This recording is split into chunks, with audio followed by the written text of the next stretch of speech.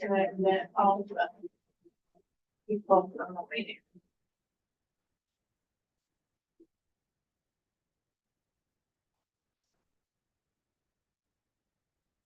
God,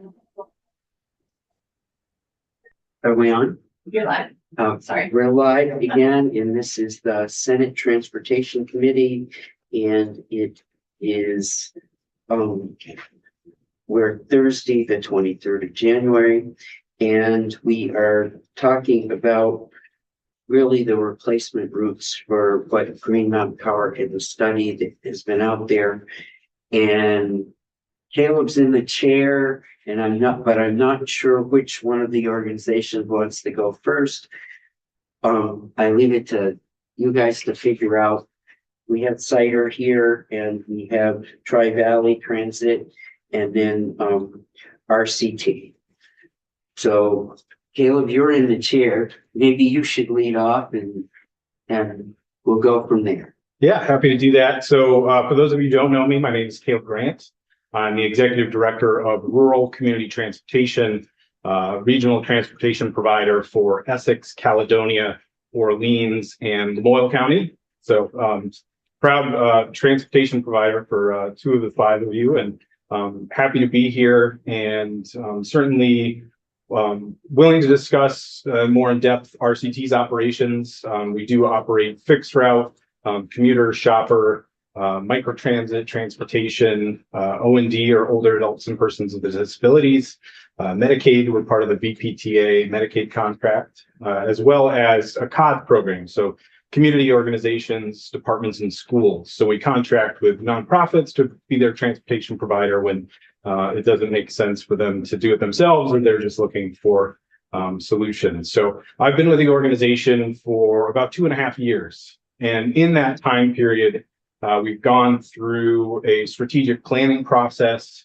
a transit development plan, as well as a rebrand. So if you're fortunate enough to visit Lamoille County or the Northeast Kingdom, you'll see some very colorful buses rolling around, and that's all part of RCT's new look. So we find ourselves in a fortunate position. We've done an enormous amount of introspection in the past couple of years. We are record participation as well as satisfaction from employee surveys, and in a good financial position. So we find ourselves having the ability at this time to assist the state if they deem necessary or desirable. So I don't want to go on too much about rural community transportation, but happy to discuss in depth or detail whatever aspects of our operations or questions you have about the study. Stephen Falvo from Stedman Hill has joined us. If we get too technical, he's here to bail us out. But I know there's any type of change comes with a lot of trepidation and concerns. I had a mentor once tell me that the source of all misery is the hopes and fears of an imagined future. And I think certainly change can bring a lot of misery, and I'm here to hopefully address some of that, either the positive or negative, but really give you a clear picture of what the next couple of years could look like. So with that, I'll turn it over to my colleagues to introduce themselves. Can I just ask a question? I think it's incumbent upon us to ask, as the plan has been presented out there, and as Green Mountain Transit pulls back from routes and you're picking up some routes, are we leaving anybody behind? That's a great question. Yeah, I think that's our biggest concern. We don't want to leave anybody behind as we're talking about moving forward. Mm-hmm. And are you able to handle what is being suggested? Right. And we participated in the full process. We've looked at the operations, we've looked at the demographics. The parallels are pretty uncanny between Franklin County and some of our other operations. And, O&D, older adults and persons with disabilities, the Medicaid contract, those programs, the funding follows the people. So when you think about, all right, who's going to be left behind in these scenarios, I don't see it, impacting the riders significantly.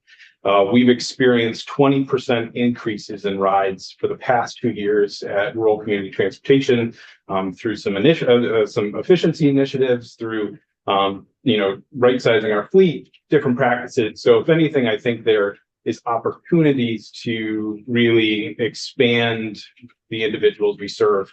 I have 2 young sons. I have a 6-year-old and a 3-year-old, and I was trying to explain to them this morning why I was wearing a tie. And their 2 favorite foods, and this is the best I can come up with, but their 2 favorite foods is 3 and 6-year-olds are Chinese and pizza. And I was like, well, buddy, there's a restaurant that is being asked to be serving both Chinese and pizza, and that's really hard to do in one restaurant. And at RCT, we're really proud of our pizza oven, and I think we serve the rural population extremely well. And that's really what I see from this. And so from a rider perspective, I can only see benefit. To give you kind of a more grounded example, a couple months ago, I went and visited the St. Albans operation, and I sat down with their people and talked to them about what they were worried about and, some other things. And then we were just kind of chatting, and I was, well, what's going on? They're like, wow, one of our minivans, the door just fell off. And I go, I know that minivan. That's a 2003 Ford whatever. We have 3 of those, and the doors have fallen off every one of them. And so, when I think about the opportunities here, it's that type of example where you're just aligning the form with the function. And I think from a rider perspective, they can only benefit when we're more tailored toward that type of operation. If you were to ask me, is rural community transportation, who gets left behind if they come to Burlington and take over all the, inner city ones? I was like, a lot of people, because, we don't know how to do that. And that is an entirely different structure and model. And I think that the population would really suffer. But in this specific example, in rural community transportation, the Stowe Mountain operation is part of that discussion, as well as Franklin. It's just really well aligned with our operation and our kind of organizational philosophy.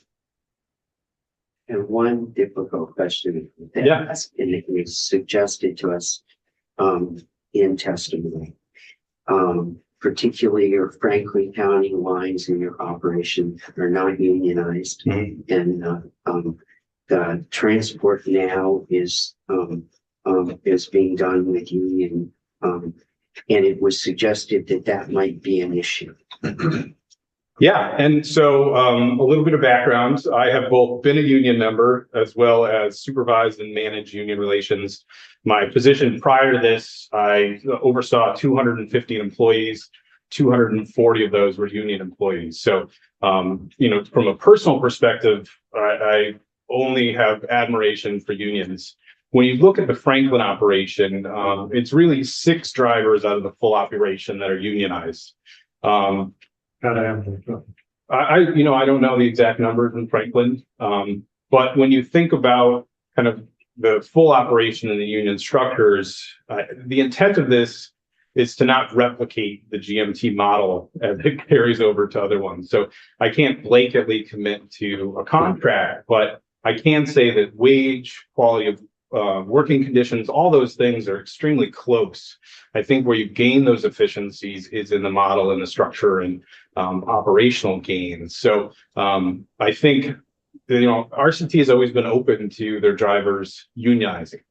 The one thing I will add, though, is that in the study, and it's, a subtext that I don't think a lot of people caught on to, is given the nature of our operation, increasing wages for drivers, how that manifests itself into our operation is in those on-demand trips. Whereas in an urban model, you cut routes in order to kind of reach budgetary deficits. For ours, there's a very tangible correlation with the wages of drivers and the number of trips we're able to provide. So within that contract, if we were to take the GMT contract and extend that to the entirety of the RCT model, we would have to find a way to cut 13 or 11,000 on-demand trips. So the way the O&D funding is currently structured, the restrictions are 2 grocery trips and 4 medical trips a month. So, trying to cut 11,000 trips out of that would be a challenge. But that's kind of a lot of kind of contextual information. But at the end of the day, I welcome the conversation with the union. I don't think we're far off from their contract, but I don't think it's in the state or the interest of the state or the Medicaid contract to replicate that contract. But, there's other union shops that don't have nearly the costs or the kind of nation leading contract that the GMT one is. So TVT, Green Mountain, Express, all are unionized shops that, have contracts that could easily be carried over to RCT if that's where our drivers desire. Did that answer your question? I know that was a lot of technical detail. It's a lot of background, and it's part of the issues that were raised. Yeah. So, Yeah. And we are a small nonprofit that, treats their employees really well. We have a waiting list to drive for us. And, we try to have competitive wages to the market. When we have a lot of applications, we pay a little bit less. When we have fewer applications, we pay a little bit more. And that's how we ensure that we can get the most rides for the funding available. any other questions before we move on to either Jordan or Jim? Good. All right, which one of you two would like to go first? I'm happy to jump in right now.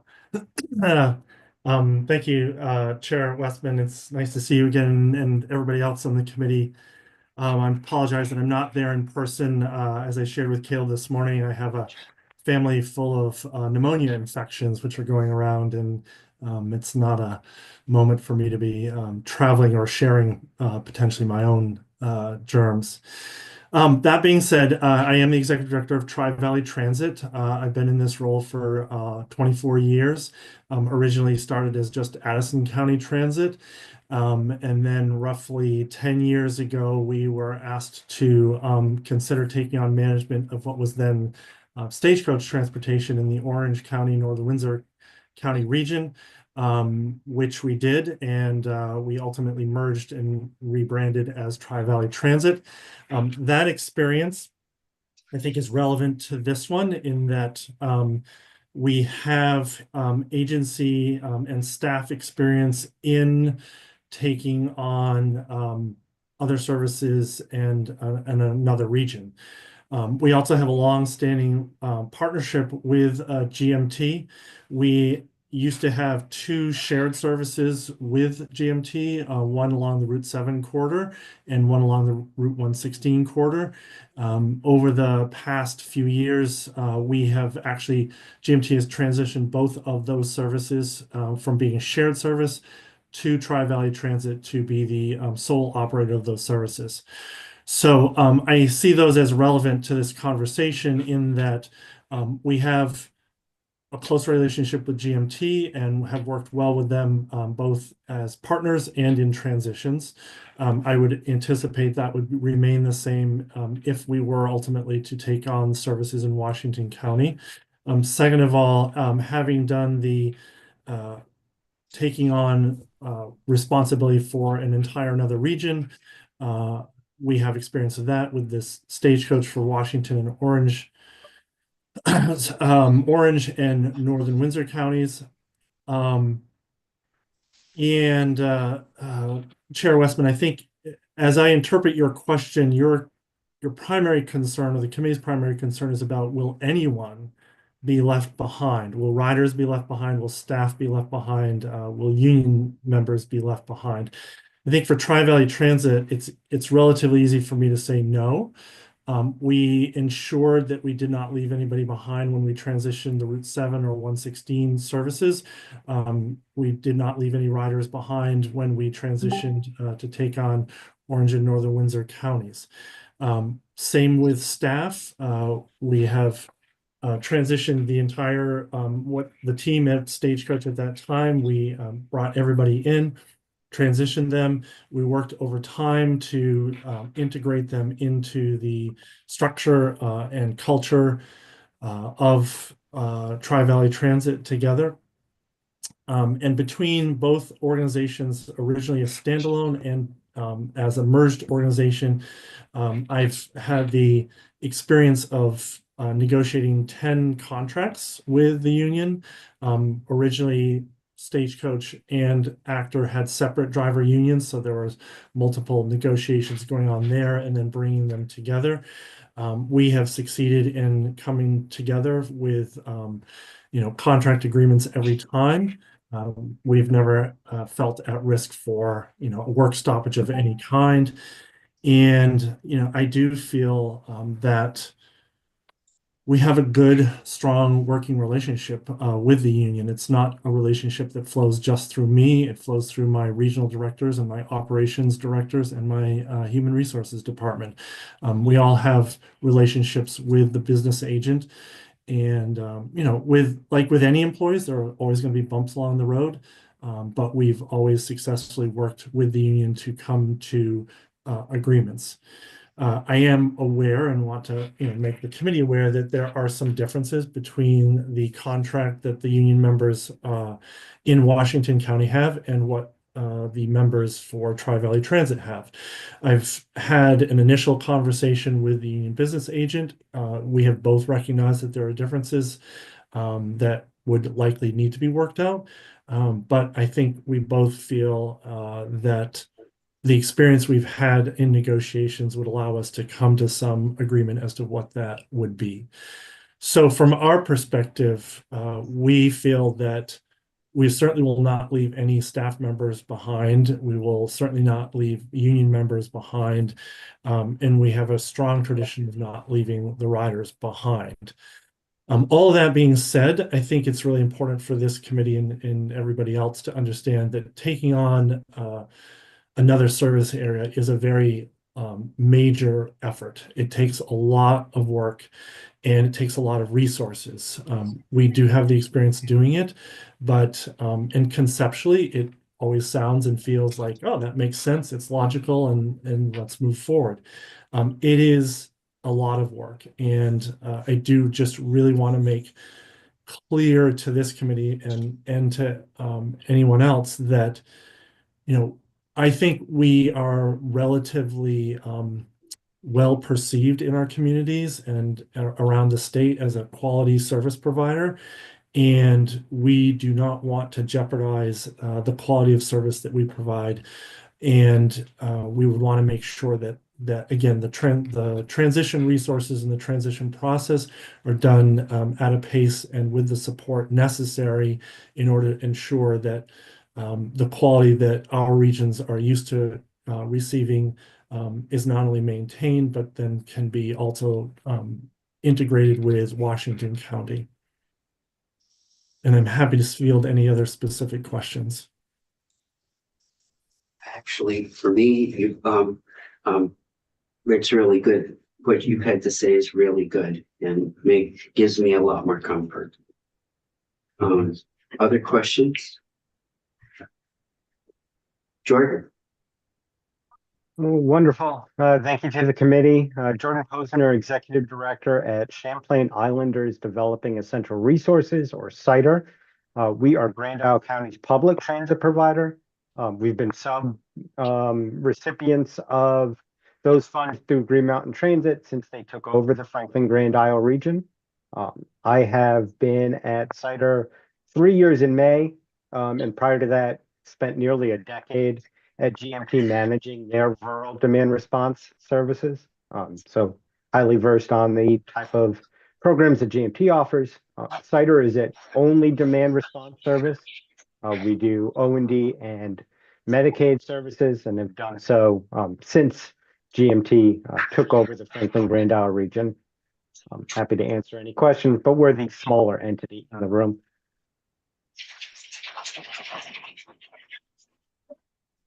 Go ahead, Matt. Jordan, I'm just wondering what your thoughts are on this topic, how it's going to affect your operations, or if it is. As I mentioned, I've worked in this field for a decade, worked with the folks at VTrans. I certainly am open to anything that comes our way. We would love to work with RCP. We would love to work for VTrans directly if that's the way the committee goes. CIDER simply just wants to have a voice in the room as to how this goes, but we're open to any and all ideas. We've grown 200% in our demand since 2022, so our capacity is nearly doubled in terms of our driver workforce. So we certainly feel like we are able to meet and exceed demand. Great. And, just on your question, if I may, Go ahead. I would just share that, I haven't been able to connect with Jordan personally, but would be very excited about the opportunity to work directly with Cider. They're really an exceptional example of how to function with on-demand rural transit, and I think we could learn a lot from them in that new relationship. Thank you. Go ahead. Could I suggest maybe you two get together and have a little face to face and discuss things? Yeah, that'd be great. And, I want to recognize Jim's comment that it has proven to be very difficult processes to do these type of transitions. And, those type of personal conversations, whether they be with union business managers or, subrecipients, those contracts, those conversations and those relationships are ones you build over time as you do the due diligence. And I'm happy to begin that process if the legislature and the Senate Transportation Committee feels that's appropriate. Thanks. So, it is a big process. We had that in my area, taking over a consolidation. And I appreciate those of you who are willing to do it. And it seems that it's going to go well. I mean, I'm pretty optimistic. It sounds like you all are optimistic.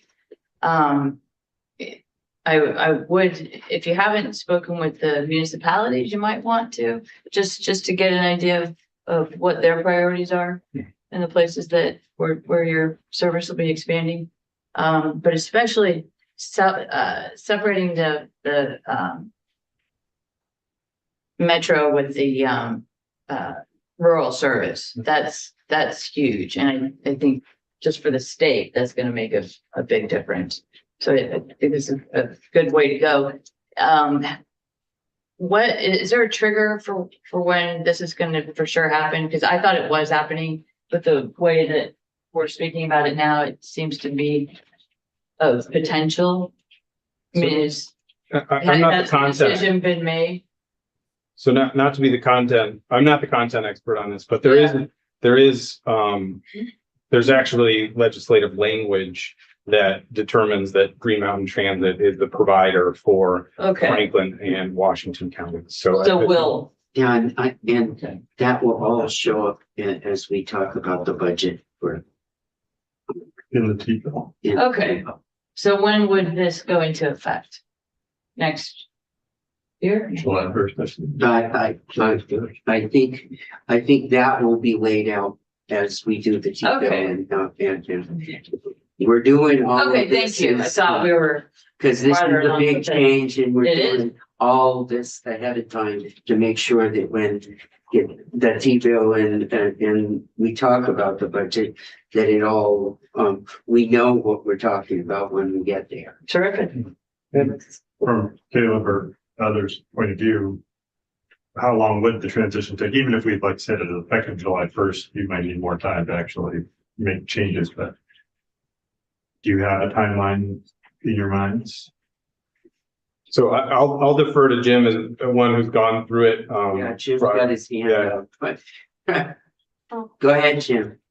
Thank you. I think what's really important is that we move forward with caution. And I say that because, again, having gone through this, it's amazing how many T's need to be crossed and I's need to be dotted. We have a subcommittee from our board of directors who is looking into the due diligence process.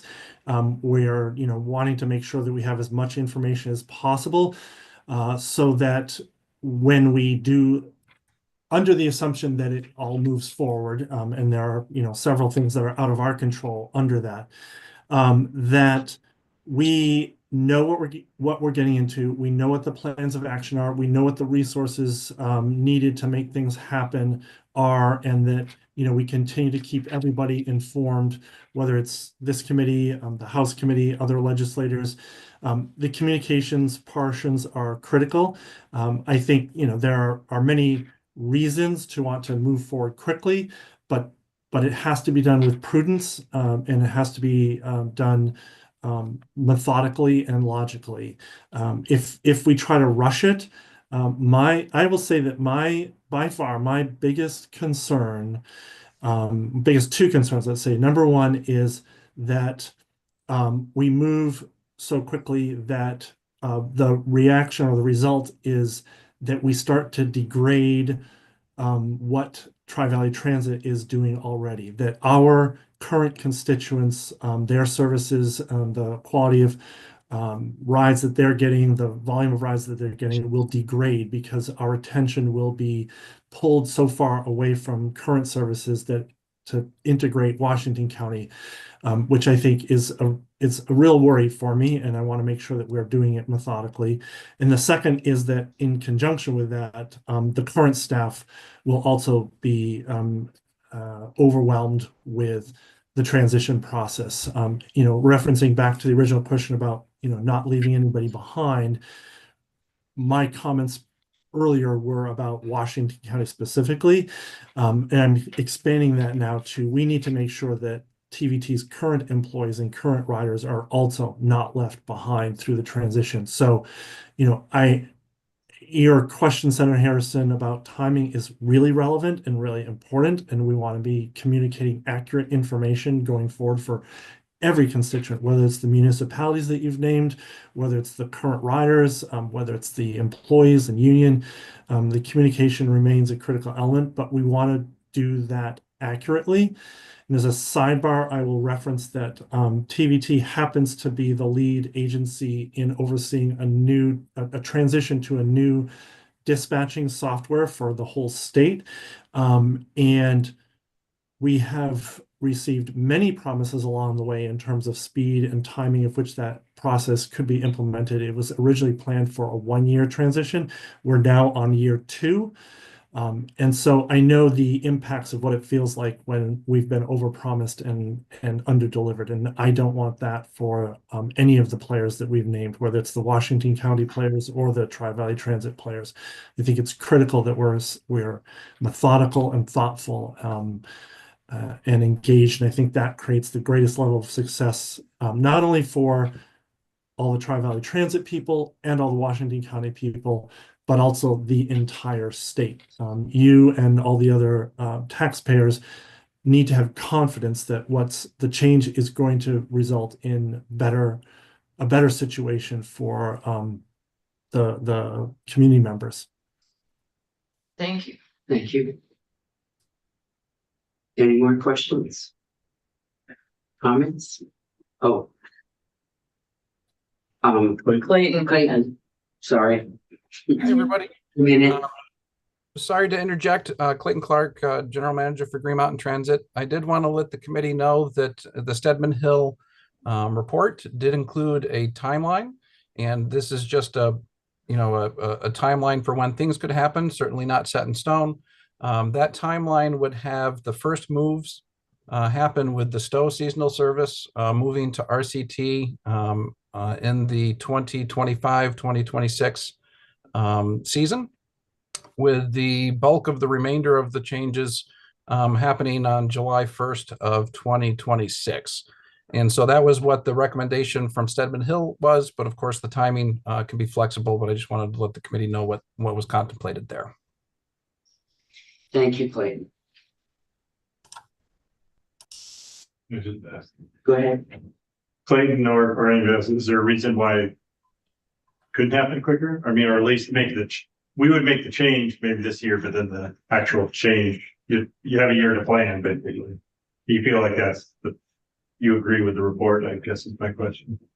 I think that the report is realistic, but it will certainly be tight. And I wouldn't want us to commit to anything faster for the reasons that we heard from Jim. Okay. I think at this point, we're early to lunch. Thank you very much, all of you, and